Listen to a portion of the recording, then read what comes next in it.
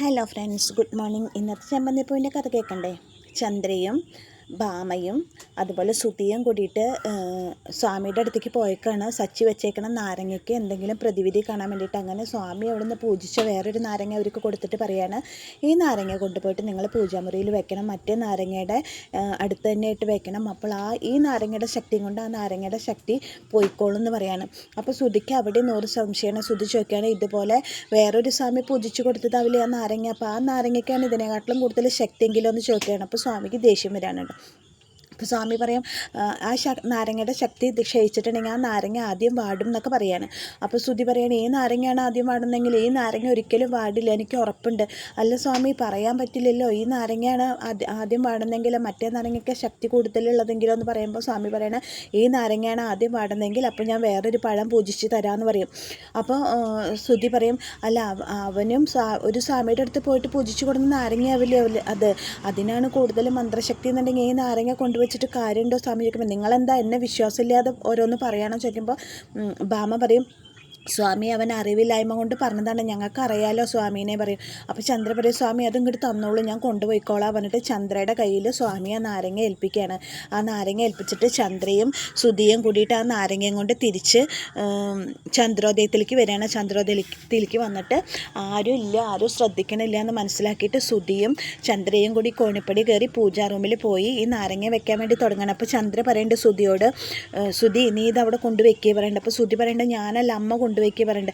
എടാ നീ കൊണ്ടുവയ്ക്കുക പറയുമ്പോൾ, ഇല്ല അമ്മയെ കൊണ്ടുവയ്ക്കേണ്ട മറ്റേ സുധി ഉന്തി തള്ളി അമ്മേനെ വിടണം. അങ്ങനെ സച്ചി വെച്ചേക്കണം നാരങ്ങയുടെ തൊട്ടടുത്ത് ചന്ദ്ര കൊണ്ടുപോയിട്ട് ഈ നാരങ്ങ വെക്കുകയാണ്. ഈ നാരങ്ങ വെച്ചിട്ട് നന്നായി പ്രാർത്ഥിച്ചിട്ട് ഇങ്ങോട്ട് തിരിയുമ്പോഴേക്കും ആ നാരങ്ങ ഉരുണ്ട് നിലത്ത് വീണ് കാണുമ്പോൾ സുധി, അയ്യോ അമ്മയെ നാരങ്ങ താഴ്ത്ത് വീണു, സച്ചിയുടെ നാരങ്ങയ്ക്ക് മന്ത്രശക്തി കൂടുതലാണ്, അതുകൊണ്ടാണ് നമ്മുടെ നാരങ്ങ താഴ്ത്ത് വീണേന്ന് പറഞ്ഞിട്ട് സുധി വല്ലാണ്ട് ഭയക്കാണ്. അത് കാണുമ്പോൾ ചന്ദ്രയ്ക്കും ഭയമായിട്ട് ചന്ദ്ര പറയണം, എൻ്റെ സുധി നീ ഒരു കാര്യം ചെയ്യുന്നു, നീ പോയി കയറ്റി വയ്ക്കുക പറയുമ്പോൾ, അയ്യോ എനിക്ക് വയ്യമ്മേ, ഞാൻ പോവില്ല, എനിക്ക് പേടി, എനിക്കത് തൊടാൻ പേടിയാണ് പറയുമ്പോൾ, മര്യാദയ്ക്ക് പോയി കയറ്റി വയ്ക്കടാ പറയുമ്പോൾ സുധി സമ്മതിക്കില്ല, ഇല്ലേ ഞാൻ കയറ്റി വയ്ക്കില്ല അമ്മ, എനിക്ക് പേടിയാന്ന് പറഞ്ഞിട്ട് സുധി അവിടുന്ന് ഒഴിഞ്ഞു മാറുന്ന സമയത്ത് ചന്ദ്ര പോയി കയറ്റി വയ്ക്കടാ പറഞ്ഞിട്ട് സുധീനെ പിടിച്ചൊരു തള്ളുമ്പോൾ സുധി കറക്റ്റ് ആ നാരങ്ങയുടെ അടുത്ത് പോയിട്ട് വീഴുമ്പോൾ, ഈശ്വര ഞാൻ തന്നെ അത് കയറ്റി വയ്ക്കണമെന്ന് പറഞ്ഞിട്ട് സുധി പേടിച്ച് വിറയ്ക്കുന്ന കൈകളോട് കൂടിയിട്ട് ആ നാരങ്ങ എടുത്തിട്ട് സച്ചി വെച്ച നാരങ്ങയുടെ തൊട്ടടുത്ത് തന്നെ വെച്ചിട്ട് വേഗം അവിടെ നിന്ന് ഇങ്ങോട്ട് പോരുകയാണ്. അങ്ങനെ അവരുടെ പേടി മാറി എന്നുള്ള അർത്ഥത്തിൽ, അതായത് നാരങ്ങ കൊടുന്ന് വയ്ക്കുമ്പോൾ അവരുടെ എല്ലാ കഷ്ടകാലങ്ങളും മാറും എന്നുള്ള അർത്ഥത്തിലാണ് അവർ ആ നാരങ്ങ അവിടെ കൊടുന്ന് വെച്ചിട്ട് അവർ പോണത്. അപ്പോൾ അവർ ഈ നാരങ്ങ വെക്കുന്നതൊന്നും ആരും കാണുന്നില്ല കേട്ടോ. അത് കഴിഞ്ഞു രേവതി ഫ്രണ്ടിൽ ചെടികൾ നനച്ചുകൊണ്ടിരിക്കുമ്പോൾ സച്ചി കാറുമായിട്ട് വന്നിട്ട് ചോദിക്കും, രേവതി ഞാൻ സഹായിക്കണോ ചെടികൾ നനയ്ക്കാൻ ചോദിക്കുമ്പോൾ, വേണ്ട സച്ചിയേട്ടാ ഞാൻ ചെയ്തോളാം എന്ന് പറയും. എന്നിട്ട് പറയാം, അല്ല സച്ചിയേട്ടാ നാരങ്ങ വെച്ചിട്ടും സത്യമൊന്നും ആരും തുറന്ന് പറഞ്ഞില്ലല്ലോ എന്ന് പറയുമ്പോൾ സച്ചി പറയും, അതൊക്കെ പറയൂ രേവതി, 48 മണിക്കൂറല്ലേ സമയമുണ്ടല്ലോ, ഇന്ന് രാത്രി കൂടി കഴിയട്ടെ, നീ നോക്കിക്കോ എന്നൊക്കെ പറയാണ്. എനിക്ക് തോന്നിയില്ല അതൊന്നും വെച്ചിട്ട് നിങ്ങളുടെ ഏട്ടനും അമ്മയും സത്യം പറയുന്നു, അവർ നമ്മൾ എന്ത് ചെയ്തിട്ട് അവരവരുടെ കള്ളത്തരങ്ങൾ പുറത്ത് പറയുന്ന എനിക്ക് തോന്നണില്ല സച്ചിയേട്ടാ, അതൊക്കെ വെറുതെ ആവുന്ന എനിക്ക് തോന്നണേ, ഇനിയിപ്പോൾ നാരങ്ങ വാടി പോണതല്ലാണ്ട് സത്യം അറിയലൊന്നും ഉണ്ടാവില്ല എന്നൊക്കെ പറയും രേവതി.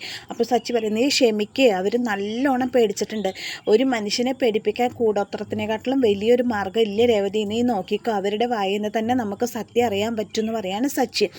നമുക്ക് നോക്കാം എന്ന് പറയാണ്. അത് കഴിഞ്ഞ് സച്ചി അവിടെ നിന്ന് കോണിപ്പൊടി കയറി പൂജാ റൂമിൻ്റെ അവിടെ വന്ന് നോക്കുമ്പോൾ ഒരു നാരങ്ങയ്ക്ക് പകരം അവിടെ 2 നാരങ്ങ ഇരിക്കണം. അപ്പോൾ സച്ചി, ഇതെങ്ങനെ 2 നാരങ്ങ വന്നേ എന്നിങ്ങനെ ആലോചിച്ചിട്ട് സച്ചി വിളിക്കും, രേവതിയെ വിളിക്കും. എന്നിട്ട് ഇതിപ്പോൾ എന്താ ഈ 2 നാരങ്ങ, ഇനി ഞാൻ വെച്ച നാരങ്ങ പ്രസവിച്ചതാണോ എന്നൊക്കെ ഇങ്ങനെ സച്ചി ആലോചിക്കുമ്പോഴേക്കും രേവതി വന്നിട്ട്, എന്താ സച്ചിയേട്ടാ ചോദിക്കുമ്പോൾ, നോക്ക് രേവതി ഞാൻ വെച്ച നാരങ്ങ പ്രസവിച്ചിട്ട് ഒരു നാരങ്ങയും കൂടി ഉണ്ടായിക്കണം, ഒന്നിപ്പോ സച്ചേട്ടാ നാരങ്ങ പ്രസവിക്കല്ലേ, നോക്ക് ഒരു നാരങ്ങയും കൂടി ഇതിൻ്റെ അടുത്തിരിക്കുന്നു, ഞാൻ ഒരു നാരങ്ങയല്ലേ വെച്ചുള്ളൂ, നോക്ക് 2 നാരങ്ങ ഇരിക്കുന്നുണ്ട് പറയുമ്പോൾ രേവതി പറയാം, അത് വേറെ ആരെങ്കിലും കൊണ്ടുവന്ന് വെച്ചതാവും എന്ന് പറയുന്ന സമയത്ത് സുധിയും ശ്രുതിയും കൂടി അത് തന്നെ നടക്കുമ്പോൾ, എടാ അവിടെ നിന്നാടാ ഓടിപ്പോയേനെ എന്ന് പറയുമ്പോൾ, എടാ നിൻ്റെ ഏട്ടനല്ലടാ ഞാൻ, ഒരു അത്യാവശ്യം ഒരു ബഹുമാനെങ്കിലും എനിക്ക് തന്നൂടെ എന്നൊക്കെ ചോദിക്കുകയാണ് സുധി. എടാ നീയാണ് ഈ നാരങ്ങ കൊണ്ടുവച്ച്, ഞാനൊന്നുമല്ല നാരങ്ങ കൊണ്ടുവച്ച്, സത്യം പറഞ്ഞോ, എനിക്കെന്തിനാ അവിടെ നാരങ്ങ കൊടുന്നേക്കേണ്ട ആവശ്യം, ഞാനൊന്നല്ല കൊടുന്ന് വെച്ചത്, അത് അമ്മ കൊടുന്ന് വെച്ചത്, അമ്മ എന്തിനാ നാരങ്ങയോട് കൊടുന്ന് വെച്ചാൽ, അമ്മ കുടുംബത്തിൽ കഷ്ടകാലം ഉണ്ടാവാതിരിക്കാൻ വേണ്ടിയിട്ട് കൊടുന്ന് വെച്ചത്, അമ്മ കാലത്ത് ബാമാൻ്റെ അടുത്ത് പോയിട്ടുണ്ടായിരുന്നപ്പോൾ ഏതോ ഒരു അമ്പലത്തിൽ പോയിട്ട് പൂജിച്ചു കൊടുന്ന നാരങ്ങ കൊടുന്ന് വെച്ചതാണെന്ന് പറയാം. അപ്പോൾ സച്ചിക്ക് ഏകദേശം മനസ്സിലാവും ഇവർ പേടിച്ചിട്ട് മന്ത്രശക്തി ഇല്ലാതെ ആവാൻ വേണ്ടിയിട്ട് മറ്റേ നാരങ്ങ കൊണ്ടുവന്ന് വെച്ചതാണെന്ന് സച്ചിക്ക് മനസ്സിലാവും. സച്ചി പറയും, ഇപ്പം എനിക്ക് മനസ്സിലായി, ഞാൻ നാരങ്ങ കൊണ്ടു വെച്ചതിന് പകരം കൊണ്ടു വെച്ചതാണല്ലേ. എടാ, എന്തായാലും ശക്തി കൂടുതൽ എൻ്റെ നാരങ്ങയ്ക്ക് തന്നെ, നിങ്ങളുടെ നാരങ്ങ വെച്ചിട്ട് യാതൊരുവിധ കാര്യമില്ല. ഒരു കാര്യം ഞാൻ പറയാം, സത്യം തുറന്ന് പറയുന്നതാണ് എല്ലാവർക്കും നല്ലത്, ഇല്ലെങ്കിൽ അതേ ഇങ്ങനെ ചിറി ഓടി നടക്കേണ്ടി വരും എന്നൊക്കെ പറഞ്ഞിട്ട് സുധിയെ വീണ്ടും പേടിപ്പിച്ചിട്ട് സച്ചി പറയാണ്.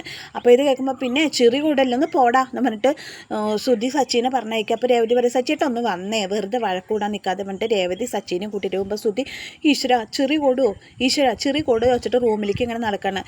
റൂമിലേക്ക് ഇങ്ങനെ നടക്കുമ്പോൾ ശ്രുതി പിന്നാലെ വരുമ്പോൾ ശ്രുതി പറയാണ്, ചിറി കൂടുമോ ശ്രുതി, ചിറി കൂടുമോ. അപ്പോൾ ശ്രുതി പറയാം, എൻ്റെ ശ്രുതി ഇങ്ങനെ മണ്ടനാവല്ലേ, അവൻ എന്തെങ്കിലും പറഞ്ഞെന്ന് ചോദിച്ചിട്ട് അതുമ്മ പിടിച്ചു കയറി പേടിച്ച് വിറച്ചിരുന്ന് അവന് സംശയം അധികം ആവല്ലേ ഉള്ളൂ.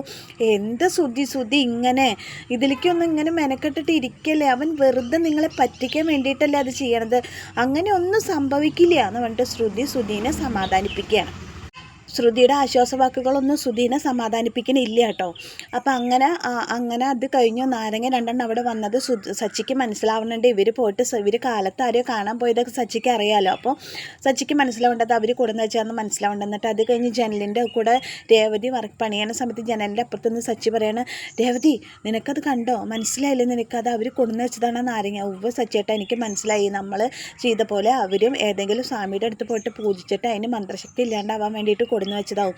അതെ, ഇതിപ്പോൾ ഇങ്ങനെ വിട്ടാൽ ശരിയാവില്ല. അപ്പോൾ സച്ചേട്ട അവർ പറയണില്ലല്ലോ അപ്പോഴും സത്യം, ഇതിങ്ങനെ വിട്ടാൽ ശരിയാവില്ല രേവതി, ഇതിനുള്ള വഴി ഞാൻ കണ്ടിട്ടുണ്ട്, ഒന്ന് രാത്രി ആയിക്കോട്ടെ നേരം, ഇത് നല്ലോണം ഒന്ന് പേടിപ്പിച്ചാലേ ഇതിൻ്റെ സത്യാവസ്ഥ പുറത്ത് വരില്ല. ഞാൻ അവനെ കൊണ്ട് തന്നെ ഞാൻ സത്യാവസ്ഥ പുറത്ത് പറയിപ്പിക്കും, ഞാൻ ശരിയാക്കി കൊടുക്കാൻ ഞാൻ അവൻ ഇന്ന് രാത്രിയോടുകൂടി എല്ലാം കളഞ്ഞി തെളിയും രേവതി, സ്വർണം കള്ളൻ ആരാണെങ്കിലും അത് പിടിക്കപ്പെടുമെന്ന് പറയാണ്. അപ്പോൾ രേവതി ചോദിക്കുക, അതെങ്ങനെ സച്ചേട്ടാ, നീ അവിടെ നിന്നിട്ട് പറഞ്ഞാൽ ശരിയല്ല, നീ ഇങ്ങോട്ട് പുറത്തേക്ക് വാ, ഞാൻ പറഞ്ഞു തരാമെന്ന് പറഞ്ഞിട്ട് അങ്ങനെ സച്ചി രേവതിയെ പുറത്തേക്ക് വിളിച്ചിട്ട് സച്ചിയുടെ പ്ലാൻ പറഞ്ഞു കൊടുക്കണം. പക്ഷേ ആ പ്ലാൻ എന്താണെന്ന് നമ്മളിപ്പോൾ പറയണില്ല കേട്ടോ.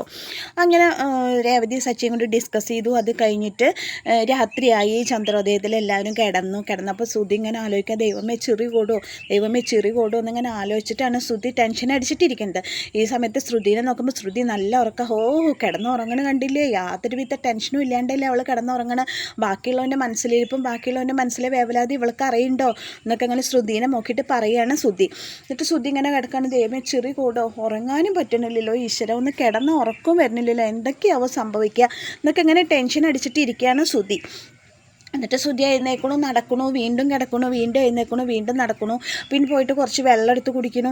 ഈശ്വര ചെറു കൂടെ ഒന്നും സംഭവിക്കില്ലായിരിക്കും, പൂജിച്ചു കൊടുന്ന നാരങ്ങ ഉണ്ടല്ലോ അവിടെ എന്നൊക്കെ അങ്ങനെ വിചാരിച്ചിട്ട് സമാധാനമായിട്ട് അങ്ങനെ ശ്രുതി കണ്ണടയ്ക്കാൻ തുടങ്ങുന്ന സമയത്ത് പെട്ടെന്ന് നാരങ്ങ ഇങ്ങനെ പൊന്തി വരുന്ന സ്വപ്നം കണ്ടിട്ട് ചാടി നീക്കുമ്പോൾ ഈശ്വര എനിക്ക് ഇനി ഉറങ്ങാൻ പറ്റുമെന്ന് തോന്നുന്നില്ല, ഇതാണല്ലോ മനസ്സ് മുഴുവൻ എന്നങ്ങനെ വിചാരിച്ചിട്ട് വീണ്ടും വെള്ളമൊക്കെ കുടിച്ചിട്ട് വന്ന് കിടക്കുന്ന സമയത്ത് സച്ചി ഇരുട്ടത്ത് പതുങ്ങി വന്നിട്ട് ഇവനിട്ടൊരു പണി കൊടുക്കുക, ഇവൻ സത്യം പറയണമെങ്കിൽ ഇവനിട്ടൊരു പണി കൊടുത്തേ പറ്റുമെന്ന് പറഞ്ഞിട്ട് ശ്രുതിയുടെ വാതിലുമ്മ വന്നിട്ട് മുട്ടുകയാണ്. വാതിലുമ്മ വന്നിട്ട് കൈ കൊണ്ട് ഇങ്ങനെ അടിക്കണ സമയത്ത് ശ്രുതി ആരെ വാതിലുമ്മ മുട്ടണേന്ന് വെച്ചിട്ട് ഇവള് ശ്രുതി ഇതൊന്നും അറിയണില്ലേ നോക്കുമ്പോൾ ശ്രുതി നല്ല ഉറക്കം. അപ്പോൾ ശ്രുതി എഴുന്നേറ്റു, വാതിൽ തുറന്ന് നോക്കുമ്പോഴേക്ക് സച്ചി അവിടുന്ന് മാറി നിൽക്കാണ് ഇരുട്ടത്തേക്ക്.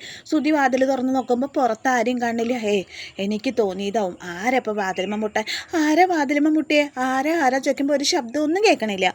അപ്പോൾ ശ്രുതി വീണ്ടും വന്നിട്ട് വാതിലടച്ചിട്ട് കിടക്കുകയാണ്. കിടന്നിട്ട് ഇങ്ങനെ ആലോചിച്ചിട്ട് കിടക്കുക, അതെനിക്ക് തോന്നിയതാവും, എന്തായാലും കിടക്കുക, ആരപ്പോൾ വാതിലുമ്മ മുട്ട വരുന്നു ഇവിടെ എന്നൊക്കെ പറഞ്ഞിട്ട് ശ്രുതി വീണ്ടും കിടന്നിട്ടൊന്ന് ഉറങ്ങാൻ വേണ്ടി കണ്ണടയ്ക്കുമ്പോഴത്തേക്കും വീണ്ടും വാതിലുമ്മ തട്ട് കേൾക്കണ സമയത്ത് ശ്രുതി ഈശ്വര ഇത് ആരെങ്ങനെ മുട്ടണത്, ഒരു വല്ലാത്ത ശല്യമായല്ലോ, ഇവള് കണ്ടില്ലേ ഇതൊന്നും കേൾക്കാണ്ട് സുഖമായിട്ട് കിടന്ന് ഉറങ്ങണ എന്നൊക്കെ പറഞ്ഞിട്ട് ശ്രുതി വീണ്ടും എഴുന്നേറ്റ് നോക്കട്ടെ ആരാന്ന് പറഞ്ഞിട്ട് വീണ്ടും എഴുന്നേറ്റിട്ട് നോക്കും. വാതിൽ തുറന്ന് നോക്കുമ്പോൾ പുറത്തൊന്നും ആരെയും കാണുന്നില്ല.